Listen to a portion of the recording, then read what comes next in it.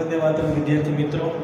Oxford school of science Amreli धोरण 7 विषय सामाजिक विज्ञान प्रकरण नंबर 2 दिल्ली सल्तनत।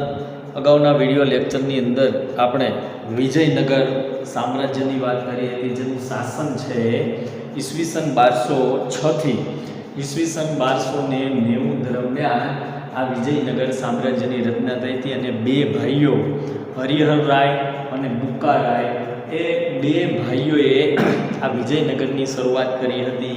तुंगभद्रा नदीना किनारे आ नवा साम्राज्यनी शरूआत थई हती अने कोनी प्रेरणाथी आ बंने भाईओ हता हरिहर राय अने बुक्का राय। आ जे बे भाईओ हता एमणे पोताना जे गुरु हता, पोताना जे स्वामी हता विद्यारण्य स्वामी, एमनी प्रेरणाथी एमनी मददथी एमणे आ नवा नगरनी स्थापना करी हती अने एनुं नाम राखवामां आव्युं हतुं विजयनगर। अने पाछळथी घणा सम्राटोनी जे लश्करी सफलताने कारणे एनुं नाम पाडवामां आव्युं हतुं विजयनगर।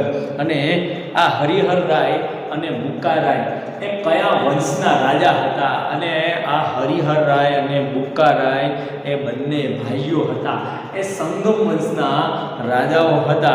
अने आ विजयनगरनी अंदर जे पहलो वंश स्थापनो हतो ए हतो संगम वंश।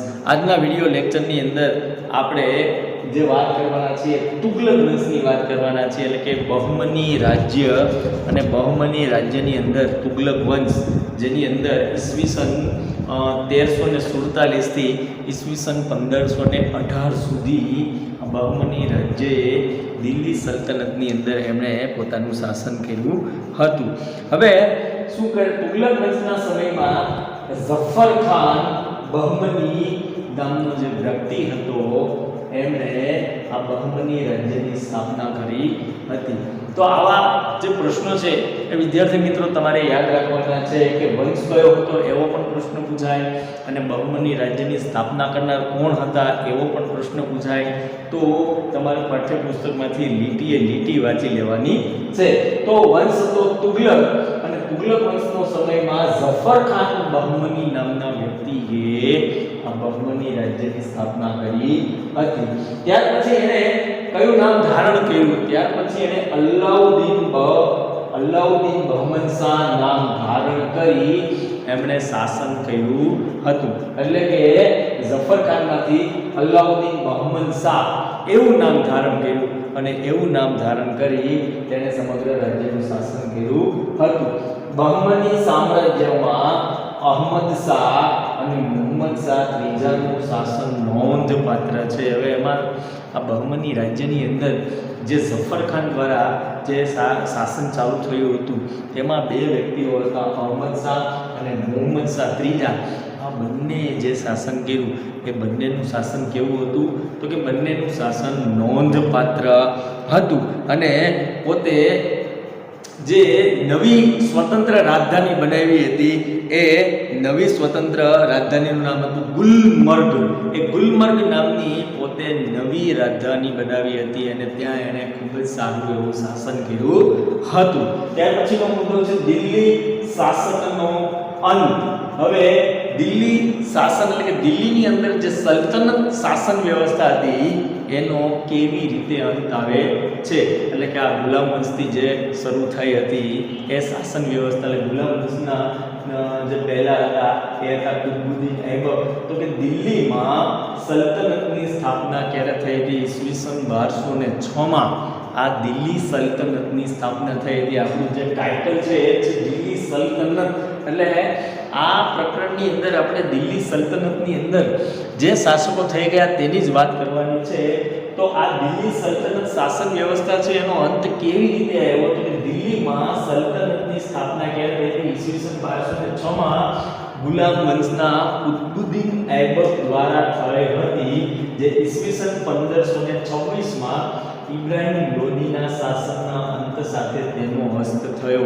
એટલે કે જે દિલ્હી સલ્તનતની શાસન વ્યવસ્થા ઈસવીસન 1206માં કુતબુદ્દીન ઐબક દ્વારા શરૂ થઈ હતી એ દિલ્હી સલ્તનતની શાસન વ્યવસ્થા ઈસવીસન 1526માં જેનો છેલ્લો શાસક કોણ હતો? ઇબ્રાહિમ લોદી. આ ઇબ્રાહિમ લોદીના શાસનના અંત સાથે દિલ્હી સલ્તનતની શાસન વ્યવસ્થાનો હંમેશને માટે શું આવે છે? હંમેશને માટે અંત આવે છે. એટલે કે ત્યાર પછી ઈસવીસન 1526 પછી શું થયું? તો કે ઈસવીસન 1526માં જે અફઘાન અને અફઘાનમાંથી કાબુલ અને કાબુલમાંથી આવેલો બાબર જે મોગલ સામ્રાજ્યનો સ્થાપક છે, જે મુઘલ સામ્રાજ્યનો સ્થાપક કહેવાય છે, ભારતની અંદર મુઘલ સામ્રાજ્યની સ્થાપના કરનાર હતા એ બાબર હતા. અને જે અફઘાનની અંદર જે કાબુલ છે, કાબુલથી આવેલો હતો, કાબુલથી ચડી આવ્યો હતો અને ઇબ્રાહિમ લોદી સાથે એની જીતમાં એ દિલ્હીની અંદર એ દિલ્હી સલ્તનતનો અંત કરે છે. દિલ્હી સલ્તનતનો જે સુરત છે આથમી જાય છે અને હંમેશને માટે ઈસવીસન 1526માં મુઘલ સામ્રાજ્યની શરૂઆત થઈ છે. અને એનો જે પહેલો શાસક છે એ છે બાબર. અને અહીંયા દિલ્હીની અંદર હંમેશને માટે જે દિલ્હી સલ્તનત છે શાસન વ્યવસ્થા એ અસ્ત થાય છે અને દિલ્હી ઉપર એક નવો જ સામ્રાજ્ય સ્થપાય છે જેને કહેવામાં આવે છે મુઘલ સામ્રાજ્ય. અને ત્યાર પછી મુઘલ સામ્રાજ્ય આવે છે. એ મુઘલ સામ્રાજ્ય પછી નવા નવા વિદેશી પ્રજાઓ આવે છે અને એમાં ડચ લોકો આવે છે, ફિરંગીઓ આવે છે, અંગ્રેજો આવે છે અને એ છેલ્લી શાસન વ્યવસ્થા અંગ્રેજો અને ત્યાર પછી ભારતની અંદર લોકશાહી શાસન વ્યવસ્થા આવે છે. આ રીતે ભારતની અંદર જે નવા નવા રાજ્યો સ્થપાણા અને નવી નવી સલ્તનતો આવ્યા, નવા નવા સામ્રાજ્યો આવ્યા અને નવી નવી વિદેશી પ્રજાઓ આવી અને ભારત ઉપર આક્રમણ કર્યું, ભારત ઉપર એમણે હુકુમત જમાવી, ભારત ઉપર એમણે શાસન કર્યું અને આખરે આપણે અંગ્રેજોને ભગાડી મૂક્યા અને 150 વર્ષ એને આપણા ઉપર રાજ કર્યું. અને ત્યાર પછી ભારતની અંદર હંમેશને માટે લોકશાહી શાસન વ્યવસ્થાની સ્થાપના થાય અને આજે પણ ભારતની અંદર લોકશાહી શાસન વ્યવસ્થા ચાલી રહી છે. તો આપણે બહમની રાજ્યની વાત કરીએ તો બહમની રાજ્ય જેનો સમયગાળો છે ઈસવીસન 1347 થી ઈસવીસન 1518 તુગલક વંશનો સમય ચાલી રહ્યો હતો અને એમાં ઝફર ખાન નામના એક વ્યક્તિએ આ બહમની રાજ્યની સ્થાપના કરી હતી. તો કે બહમની રાજ્યની સ્થાપના કરનાર મૂળ કોણ હતા? બહમની રાજ્યની સ્થાપના કરનાર મૂળ હતા તુગલક વંશના ઝફર ખાન. આ રાજ્ય લગભગ કેટલી સદી સુધી દખણમાં રાજ્ય કર્યું? લગભગ 1.5 સદી. એટલે કે એક સદીની અંદર 100 વર્ષ હોય તો 1.5 સદી એટલે 150 વર્ષ. તો કે આ જે સમયગાળો હતો એની વાત કરીએ તો 150 વર્ષ સુધી દક્ષિણ ભારતની રાજનીતિ પર આ બહમની રાજ્યનો પ્રભાવ રહ્યો હતો. ઝફર ખાને એક નવું નામ ધારણ કર્યું જે નામ છે અલાઉદ્દીન બહમન શાહ. પહેલા એનું નામ ઝફર ખાન હતું, ત્યાર પછી એણે નવું નામ ધારણ કર્યું જેનું નામ છે અલાઉદ્દીન બહમન શાહ. એવું નામ એણે ધારણ કરી અને એક નવું જ સ્વતંત્ર રાજ્ય, સ્વતંત્ર શાસન શરૂ કર્યું. તેણે નવા સ્વતંત્ર રાજ્યની રાજધાની ગુલબર્ગને બનાવી અને એક નવા જ રાજ્યની સ્થાપના કરી. પોતે નવા રાજ્યની સ્થાપના કરી, સાથે સાથે એણે નવી રાજધાની પણ બનાવી જેનું નામ છે ગુલમર્ગ. તો એ ગુલમર્ગ નામની નવી રાજધાની બનાવી. આ સાથે સાથે એણે નવા રાજ્યની સ્થાપના પણ કરી. બહમની સામ્રાજ્યમાં 2 વ્યક્તિઓને શાસન સારામાં સારું કર્યું છે. એક અહમદ શાહ અને બીજો મુહમ્મદ શાહ ત્રીજા. આ બંનેનું શાસન નોંધપાત્ર છે. આમાં અહમદ શાહે શું કર્યું? તો કે અહમદ શાહે ગુલમર્ગથી જે રાજધાની હતી એ બીડર ખસેડી અને બીડરની અંદર અનેક ઇમારતો બંધાવી હતી. એટલે કે ઝફર ખાન હતો એણે એક નવા રાજ્યની સ્થાપના કરી હતી, એક નવી રાજધાનીની સ્થાપના કરી હતી જે ગુલમર્ગ નામે ઓળખાય છે. એ ગુલમર્ગમાંથી અહમદ શાહ નામનો જે વ્યક્તિ હતો એણે આ ગુલમર્ગથી પોતાની રાજધાની ખસેડી અને બીડર લઈ ગયો અને બીડરની અંદર એણે નવા નવા બાંધકામો પણ કરાવ્યા. તો ત્યારબાદ મહમૂદ શાહ બહમની બીજાના સમયમાં રાજ્યની તમામ સત્તા તેના વજીર કાસિમ બરીદના હાથમાં આવી અને તેના સમયમાં જ બહમની સામ્રાજ્યનો અંત આવ્યો. ત્યાર પછીનો જે નવો શાસક હતો, એટલે કે બે નવા શાસક હતા, જે હતા અહમદ શાહ અને મુહમ્મદ શાહ.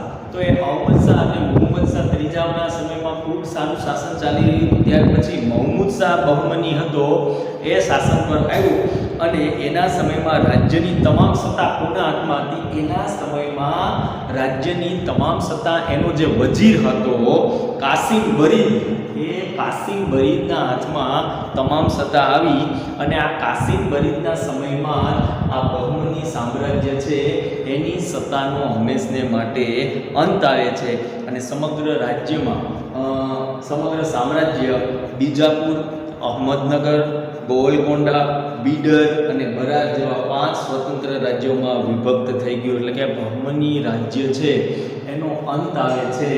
તો એનો અંત કયા વ્યક્તિથી આવે છે? તો એનો અંત આવે છે કાસિમ બરીદ નામનો જે વજીર છે, એ કાસિમ બરીદ નામનો જે વજીર છે જ્યારે શાસન કરી રહ્યો હતો ત્યારે બહમની રાજ્યની જે સત્તા છે એ નબળી પડી જાય છે અને બહમની રાજ્યની સત્તા નબળી પડતા એના સામ્રાજ્યનો હંમેશને માટે અંત આવે છે અને ત્યાર પછી આ સમગ્ર જે સામ્રાજ્ય છે, આ બહમની રાજ્ય છે, એના 5 જે રાજ્યો છે, 5 સ્વતંત્ર રાજ્યોમાં એના ટુકડા થાય છે. જેમાં પહેલું છે બીજાપુર, બીજું છે અહમદનગર, ત્રીજું છે ગોલકોંડા, ચોથું છે બીડર અને 5મું છે બરાર. આમ બહમની રાજ્યની અંદર 5 ટુકડા પડી જાય છે અને 5 નવા સ્વતંત્ર રાજ્યો અસ્તિત્વમાં આવે છે. હવે આ પ્રકરણનો છેલ્લો ટોપિક, દિલ્હી સલ્તનત જે શાસન વ્યવસ્થા છે એનો અંત આવે છે. દિલ્હી સલ્તનતની સ્થાપના ક્યારે થઈ હતી? તો કે દિલ્હી સલ્તનતની સ્થાપના ઈસવીસન 1206માં થઈ હતી. કોના દ્વારા? તો કે ગુલામ વંશના જે વ્યક્તિ હતા કુતુબુદ્દીન ઐબક, એ કુતુબુદ્દીન ઐબક દ્વારા આ દિલ્હી સલ્તનતની સ્થાપના થઈ હતી અને 320 વર્ષ પછી એટલે કે ઈસવીસન 1526માં ઇબ્રાહિમ લોદી નામના જે શાસક હતા એના અંત સાથે દિલ્હી સલ્તનત શાસન વ્યવસ્થાનો અંત આવે છે. આ લગભગ 350 વર્ષ દરમિયાન યોગ્ય, શક્તિશાળી અને કેટલીક વાર નિર્બળ સુલતાનો પણ ગાદી આવ્યા. તો કે આ 350 વર્ષ દિલ્હી સલ્તનત જે શાસન વ્યવસ્થા એણે દિલ્હી પર શાસન કર્યું. તો આ 350 વર્ષ દરમિયાન ઘણા શાસકો સારા આવ્યા, ઘણા શાસકો નબળો આવ્યા, પણ દિલ્હી સલ્તનતે એમ છતાં 350 વર્ષ સુધી દિલ્હી ઉપર શાસન કર્યું. દિલ્હીના આ મુસ્લિમ મહારાજ્યે અનેક તડકી છાયડી જોઈ અને ઉદય તેનો અસ્ત, એ ન્યાયે તેનું પતન થયું. તો આ રીતે જે આ મુસ્લિમ શાસકો હતા, જે આ 5 વંશોએ શાસન કર્યું એ દિલ્હી સલ્તનતની અંદર, અને એ 5 વંશોની અંદર ખૂબ સારા એવા શાસકો પણ આવ્યા, ખૂબ સારા એવા સુલતાનો પણ આવ્યા, ખૂબ નબળા સુલતાનો પણ આવ્યા. તો એવી રીતે દિલ્હી સલ્તનતે તડકો પણ જોયો અને છાંયડો પણ જોયો. આમ જેનો ઉદય હતો એનો એક સમયે અસ્ત પણ થયો. એટલે પણ હજી પણ કહેવાય છે કે જેનો ઉદય છે એનો અસ્ત પણ છે. એટલે કે એક સમયે દિલ્હી સલ્તનતની અંદર ખૂબ સારી એવી શાસન વ્યવસ્થા ચાલી રહી હતી અને એક સમય એવો પણ આવ્યો કે જેનો હંમેશને માટે, એટલે દિલ્હી સલ્તનત સામ્રાજ્યનો હંમેશને માટે અંત પણ આવી ગયો. તો ગુલામ વંશના જે સ્થાપક હતા કુતુબુદ્દીન ઐબક, એણે 1206ની અંદર જે દિલ્હી સલ્તનત શાસન વ્યવસ્થા શરૂ કરી હતી, જે ઇબ્રાહિમ લોદીના શાસન વ્યવસ્થાના અંત સાથે દિલ્હી સલ્તનત સામ્રાજ્યનો હંમેશને માટે અંત આવે છે. અને ત્યાર પછી મેં વાત કરી એમ કે ભાઈ ઈસવીસન 1526માં જે અફઘાન છે, એ અફઘાનનું જે કાબુલ છે, એ કાબુલમાંથી બાબર આવ્યો અને મુઘલ સામ્રાજ્યની દિલ્હી ઉપર સ્થાપના થઈ અને દિલ્હી ઉપર ત્યાર પછી મુઘલ સામ્રાજ્યએ ઘણા વર્ષો સુધી શાસન કર્યું. તેની વાત પણ આપણે હવે પછીના પ્રકરણમાં કરવાના છીએ કે મુઘલ સામ્રાજ્યએ દિલ્હી ઉપર પોતાની શાસન વ્યવસ્થા કેવી જમાવી હતી અને ભારતની અંદર ધીમે ધીમે પોતાના સામ્રાજ્યનો વિસ્તાર એણે કેવી રીતે વધાર્યો હતો. બાબરથી જે શાસનની શરૂઆત થઈ એ મુઘલ સામ્રાજ્યની શરૂઆત થઈ અને ઘણા એવા શાસકો હતા જેમણે મુઘલ સામ્રાજ્યના ઘણા એવા શાસકો હતા જેમણે દિલ્હી ઉપર ખૂબ સારું એવું શાસન કર્યું અને ભારતની અંદર પોતાના સામ્રાજ્યનો એણે ફેલાવો કર્યો. તો હવે પછી આ પ્રકરણ અહીંયા પૂર્ણ થાય છે અને હવે પછીના પ્રકરણની અંદર જ આપણે ઈસવીસન 1526માં જે ઇબ્રાહિમ લોધીની હાર થાય છે અને બાબર છે એ પોતાના નવા સામ્રાજ્યની શરૂઆત કરે છે, મુઘલ સામ્રાજ્યની શરૂઆત કરે છે અને દિલ્હી ઉપર જે દિલ્હી સલ્તનત હતી એ શાસન વ્યવસ્થાનો દોર પૂર્ણ થાય છે અને મોગલ સામ્રાજ્ય અથવા તો મુઘલ સામ્રાજ્ય કહીએ તો પણ ચાલે, તો એ મુઘલ સામ્રાજ્યની શાસનનો દોર બાબરના હાથમાં આવે છે અને બાબર છે એ પોતાનું શાસન કેવી રીતે ચલાવે છે તેની વાત આપણે ત્રીજો નંબરનું પ્રકરણ છે એ છે મુઘલ સામ્રાજ્ય, તેની વાત આપણે કરવાના છીએ. તો અહીંયા દિલ્હી સલ્તનતની અંદર કુલ 5 વંશોએ શાસન કર્યું અને આ 5 વંશોએ શાસન કર્યા બાદ મુઘલ સામ્રાજ્યના શાસનની શરૂઆત થાય છે અને દિલ્હી સલ્તનત શાસન વ્યવસ્થાનો દોર હંમેશને માટે પૂર્ણ થાય છે. તો હવે પછી આપણે જ્યારે મળીશું ત્યારે પ્રકરણ નંબર 3 મુઘલ સામ્રાજ્યની વાત કરવાના છીએ.